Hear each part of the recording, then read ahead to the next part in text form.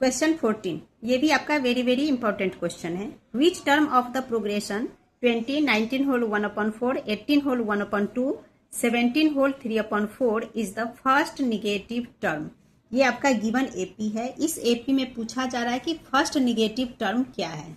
Okay, तो ये given AP मैंने यहाँ पे लिख लिया। अब इसे पहले समझते हैं फिर सॉल्व करेंगे। ठीक है, गिवन एपी में एपी के टर्म्स के बारे में आप जानते हो कि ये हमारा A1 का टर्म है, ये A2 कहलाएगा, ये आपका A3 है, ये A4 का टर्म है। हमें पूछा जा रहा है फर्स्ट निगेटिव टर्म क्या है इसमें। ठीक है, तो इसको पहले आप देखो, ये 20 है, 19 होल 1/4, 18 होल 1/2। हम क्या देख रहे हैं कि ये डिक्रीज हो रहा है। ठीक है, पीछे की ओर जा रहा है। इसको आप ऐसे समझो, सिंपल सा एग्जाम्पल लेके हम समझते हैं। जैसे ये 20, 19, 18, 17 ऐसे जा रहा है। ठीक है, तो मान लो मैं यहाँ छोटा नंबर से ले लेती हूँ। मान लो ये 5 है, पीछे जाना है। जैसे ये 20, 19 बैक जा रहा है, तो 5, 4, 3, 2, 1, 0। उसके बाद यहाँ से -1, -2 एंड सो ऑन चलता रहेगा। ठीक है, तो मान लो ये क्वेश्चन आपका इतना दे रखा है और आपसे पूछा जा रहा है फर्स्ट निगेटिव नंबर क्या है, ये हमसे पूछा जा रहा है। तो हमारा फर्स्ट निगेटिव नंबर यहाँ तक दे दिया, तो हम क्या देख रहे हैं, डिक्रीज हो रहा है। तो डिक्रीज होते होते कहीं पे तो आ रहा है माइनस, निगेटिव में आएगा।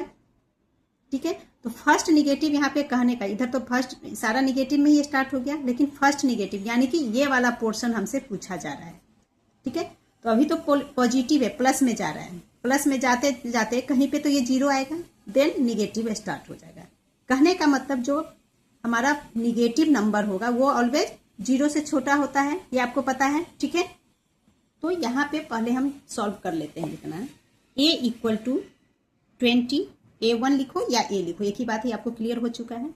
अब इसमें हम कॉमन डिफरेंस इसका निकालेंगे। तो D = क्या होता है, A2 - A1 = A2 हमारे पास है 19 होल 1/4। ठीक है, इसे इम्प्रॉपर में कन्वर्ट कर लेंगे तो ये हो जाएगा 19 × 4, 76 + 1 77/4 -20। क्लियर, एलसीएम लेकर इसे सॉल्व करेंगे तो ये हो जाएगा आपका 4, नीचे कुछ नहीं मतलब 1 है, 1 4 का एलसीएम 4, 4 से 4 डिवाइड किया 1, 1 × 77 -1 है नीचे में, 1 से 4 डिवाइड करते हैं तो 4, 4 × 20 इज 80 = 80 में से 77 माइनस करेंगे 3/4। 80 बड़ा है जिसके साथ माइनस, सो माइनस करेंगे। क्लियर, तो कॉमन डिफरेंस आ गया -3/4।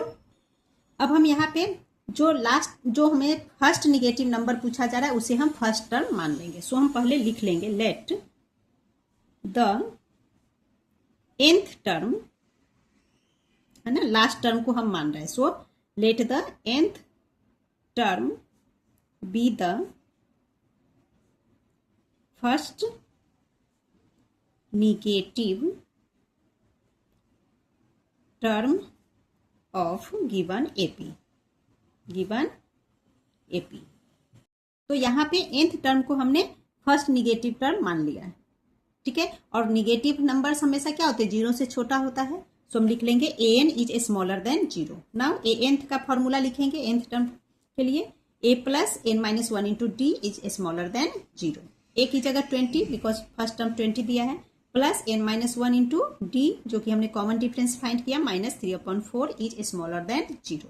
अब यहाँ पर देखो 20 के नीचे भी 1 है और n - 1 × -3/4 मतलब ये होल पार्ट अपॉन 4 ऐसे हम लिख सकते हैं ना। सो यहाँ पे चलो एक बार लिख ही लेते हैं, ये आप मत लिखना, समझाने के लिए मैं लिख रही हूँ। 20 के नीचे कुछ नहीं मतलब 1 हम समझते ही हैं, प्लस इस पार्ट को हम ऐसे लिख सकते हैं n - 1 × -3 है, इसको हम ऐसे लिख ले सकते हैं ना, n - 1 × -3 अपॉन में 4 स्मॉलर देन 0। ये लाइन आपको लिखने की जरूरत नहीं है इतनी। ठीक है, लिखना चाहो तो लिख सकते हो, ये समझाने के लिए। तो यहाँ पे देखो 1 और 4 एलसीएम हम लेंगे, तो एलसीएम लेने पे क्या हो जाएगा, यहाँ मैं बना रही हूँ 4 आ जाएगा। अब इस 1 से 4 को डिवाइड करेंगे, 4 × 20 इज 80 प्लस 4 से 4 डिवाइड करेंगे 1 × दिस पार्ट, सेम थिंग आएगा। सो हम लिख लेंगे 80 plus n - 1 × -3। Clear, smaller than 0। अब क्रॉस मल्टीप्लाई कर दो तो 0 × 4 0, 4 अगर हम इधर भेज देंगे तो 0 × 4 इक्वल टू 0 हो जाएगा और ऊपर में ये पार्ट हमारा बच गया, सो हम लिखेंगे 80 plus n-1 into -3 smaller than 0।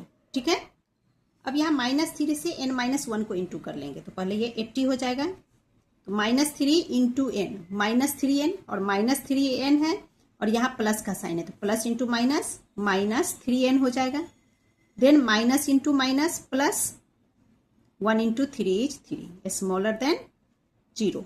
80 plus 3 ये हो जाएगा 83 minus 3n is smaller than 0। अब इस 83 को हम स्मॉलर देन के बाद ले आएंगे। ठीक है, तो देखो यहाँ -3n बच गया, तो लिखेंगे -3n smaller than 83 plus sign में है, इधर लाएंगे तो -83 हो जाएगा। ठीक है, तो 0 -83 इज -83, ऐसे हम लिख सकते हैं। अब यहाँ पर आप ध्यान दो, बहुत बार इस तरह से हमने सॉल्व किया, अगर कि इधर भी माइनस है इधर भी माइनस, हम कैंसिल कर देते हैं। किस केस में कैंसिल करते हैं? अगर यहाँ इक्वल टू का साइन होता है, लेकिन यहाँ ध्यान दो इक्वल टू का साइन नहीं है, स्मॉलर देन का साइन है। ठीक है, तो यहाँ पे हम इस माइनस से ऐसे माइनस कैंसिल नहीं कर सकते हैं, तो फिर हम क्या करेंगे ये समझना जरूरी है। तो देखो इन इक्वेलिटी के केस में, देखो स्मॉलर देन हो या ग्रेटर देन का साइन ना, इसे इन इक्वेलिटी बोलते हैं। तो इस केस में हम क्या करते हैं, -1 से इन दोनों ही साइड मल्टीप्लाई करते हैं या डिवाइड करते हैं। आप मल्टीप्लाई भी कर सकते हो, डिवाइड भी कर सकते हो। अगर -1 से -3 को मल्टीप्लाई करेंगे तो क्या हो जाएगा, minus into minus plus, 3 into 1 3। Same इधर होगा, -1 से इसे इंटू करेंगे तो प्लस का 83 आ जाता है। ठीक है, और उससे भी पहले एक चीज समझो, हम दो नंबर यहाँ पे ले लेते हैं। मान लो -3 है और -2 है। ठीक है, तो -3 और -2 में बड़ा नंबर क्या है, -2, यानी कि ये साइन आएगा। तो -3 छोटा है -2 से, लेकिन नॉर्मली 3 जो है 2 से बड़ा होता है, 3 जो है 2 से बड़ा होता है। कब बड़ा होगा, जब माइनस का साइन नहीं हो। अभी माइनस है दोनों में लगा हुआ, तो -3 छोटा हो गया, लेकिन जैसे ही ये दोनों नंबर प्लस में आता है, पॉजिटिव बनता है, तो 3 हमारा बड़ा हो जाता है, यानी कि माइनस दोनों का हटते ही 3 बड़ा हो गया। क्लियर? तो यही चीज यहाँ पे हमें समझना कि माइनस से माइनस हम कैंसिल नहीं कर सकते। तो यहाँ पे हम क्या करेंगे, -1 से दोनों साइड आप मल्टीप्लाई कर लो या डिवाइड कर लो। जब हम ऐसा करेंगे तो ये जो साइन है स्मॉलर देन का, ये ग्रेटर देन में कन्वर्ट हो जाएगा। जैसे यहाँ पे -1 से इधर भी इंटू किया, -1 से भी इधर भी इंटू किया, -1 इंटू -3 इज 3, -2 इंटू -1 इज 2। ठीक है, तो जैसे ही -1 से यहाँ हमने मल्टीप्लाई किया दोनों साइड, तो ये वाला जो साइन है ये चेंज हो गया, ग्रेटर देन में कन्वर्ट हो गया, यानी कि अब 3 बड़ा हो गया 2 से। यही चीज हमें यहाँ पे करना है। ओके, सो यहाँ पे एक लाइन आप चाहो तो लिख सकते हो, आफ्टर मल्टीप्लाइंग और divide by -1 to both sides we get, दोनों तरफ -1 से मल्टीप्लाई या डिवाइड करने पे हमें क्या मिल जाएगा, 3n ग्रेटर देन 83। ठीक है, जैसे ही दोनों तरफ माइनस माइनस खत्म हो जाएगा मल्टीप्लाई या डिवाइड करने पे, वैसे ही ये 3n बड़ा हो जाएगा इस 83 से। ओके, एंड यहाँ पर अब n की वैल्यू हम निकाल लेंगे, तो n ग्रेटर देन हो जाएगा 83, ये 3 इंटू में है, इधर आकर ये अगेन अपॉन बन जाएगा। नाउ n ग्रेटर देन 3 से 83 हम डिवाइड करेंगे, तो ये आपका हो जाएगा 3 2 4 3 7 4 पॉइंट आ जाएगा, देन 3 6 4 6 4। ठीक है, अगेन 6 4, यानी कि ये आपका डिवीजन चलता रहेगा। तो देखो n नंबर ऑफ टर्म्स कभी भी डेसिमल में तो हो नहीं सकता है।